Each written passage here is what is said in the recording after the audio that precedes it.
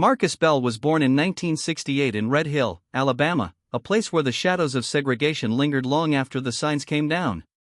His mother was a schoolteacher. His father ran a barbershop. Marcus wanted to be a lawyer. At 17, he earned a scholarship to a state university, but a run-in with a local deputy changed everything. "Boy like you don't belong in no courtroom, unless you're behind the bars," the officer muttered, slamming Marcus against a police cruiser. The charges? Resisting arrest and assaulting an officer, both false. But the system didn't need evidence. Just skin color.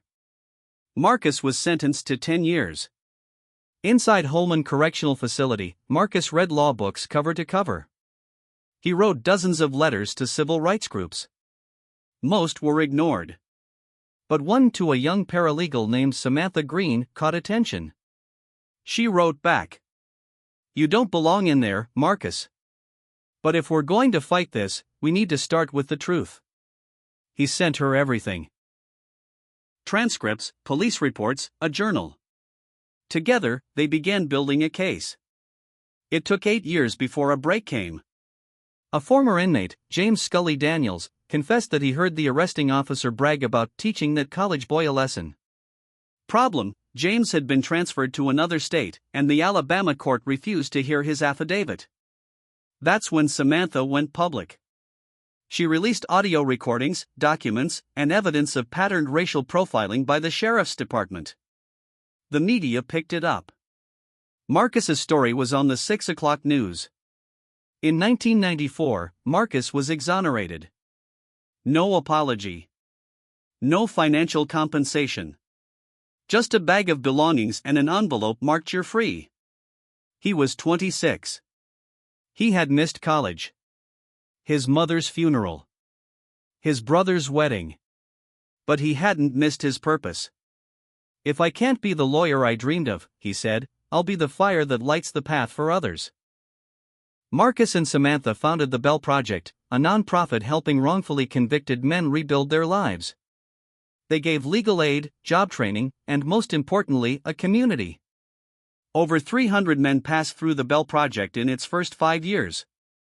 One of them, Terrence Gray, had been sentenced at 16 for stealing a bike. After release, he became a paralegal and helped free 3 more innocent men.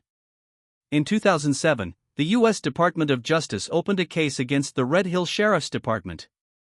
Marcus was the star witness. "Under oath," he said, "I lost a decade. But what they took from me, I used to build something bigger than revenge. I built a way out for the others they tried to bury."